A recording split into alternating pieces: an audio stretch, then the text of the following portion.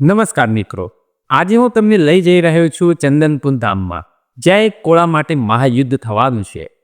પણ એ પહેલા મળો આ નાટકના 3 મુખ્ય ખેલાડીઓને. ખેલાડી નંબર 1 પોપટલાલ, ગામનો સીધો સાદો ખેડૂત, દિલનો એકદમ સાફ પણ બિચારો ભોળો બબુ. ખેલાડી નંબર 2 કાનજી શેઠ, ગામના સૌથી ધનવાન માણસ, પણ એટલા જ પાક્કા લોભી. એમને તો રસ્તાનો પથ્થર પણ સોનાનો લાગે.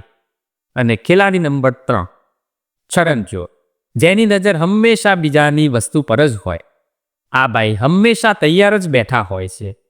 હવે વિચારો, જ્યારે આ એક ભોળો, એક લોભી અને એક ચોર એક જ ગોળા માટે ટકરાશે ત્યારે શું થશે? ચાલો જોઈએ આજની ધમાકેદાર વાર્તા, સોનાનું કોળું. હવે થયું એવું કે ચોમાસામાં આપણા ભોળા પોપટલાલે વાડ પાસે કોળું રોપ્યું. વેલો તો સરસ ઉગ્યો, પણ તકલીફ ક્યાં થઈ? વેલો પોપટલાલના ખેતરમાં હતો, પણ એનું કોળું પડોશી કાનજી શેઠના વાડમાં જઈને લટક્યો. અને એ કોળું પણ પાછું સાદું નહીં, એકદમ સોના જેવું ચમકદાર. બસ પછી તો શું, આખા ગામમાં વાત ફેલાઈ ગઈ.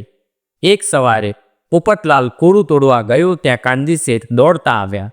શેઠે બૂમ પાડી, એ પોપટ, ખબરદાર જો હાથ લગાડ્યો છે તો આ કોળું મારા વાડાની હવામાં લટકે છે એટલે મારું કહેવાય. પોપટલાલ માથું ખંજવાળતા બોલ્યો, અરે શેઠ, પણ વેલો મેં રોપ્યો છે, મૂળિયા મારા ખેતરમાં છે, તો કોળું મારું જ ને. આ બે બિલાડીઓની જેમ લડતા હતા ત્યાં પેલો ત્રીજો ખેલાડી છગનચોર આ વાત સાંભળી ગયો.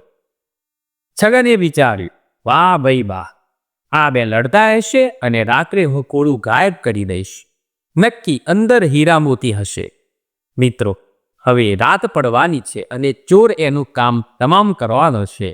પણ કોળું કોના હાથમાં આવશે એ જાણતા પહેલા, જો તમને આવી મજેદાર વાર્તાઓ ગમતી હોય તો અત્યારે જ નીચે આપેલું લાલ સબસ્ક્રાઇબ બટન દબાવી દો અને બાજુમાં રહેલી ઘંટડી વગાડી દો, જેથી નવી વાર્તા સીધી તમારા મોબાઈલમાં વાગે.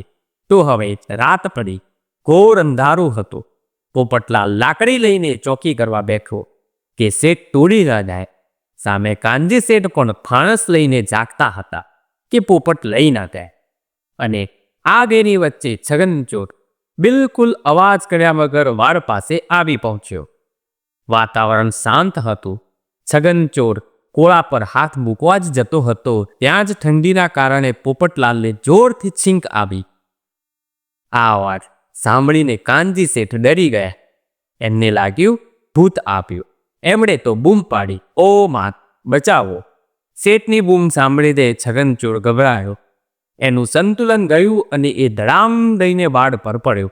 વાડ તૂટી અને ત્રણેય મહારથીઓ પોપટલાલ, શેઠ અને છગન એકબીજા ઉપર પડ્યા અને સાથે પેલું બિચારું સોનાનો કોળું પણ ફૂટી ગયું. ગામના સરપંચ દોડી આવ્યા. મસાલના અજવાળે જોયું તો કોળું ફૂટી ગયું હતું. બધાની નજર કોળા પર હતી. શું અંદર સોનું હતું? ના રે ના, અંદરથી તો લાલ ચકટ પાકેલો અને મીઠો ગર્ભ નીકળ્યો.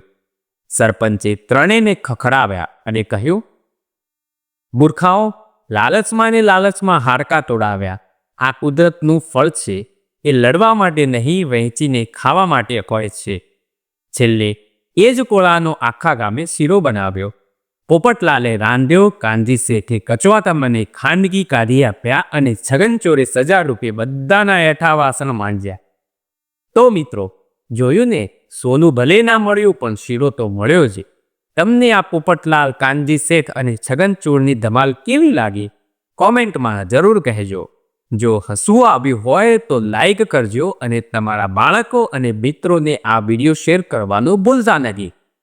આવી જ બીજી ધમાકેદાર વાર્તા સાથે ફરી મળીશું. ત્યાં સુધી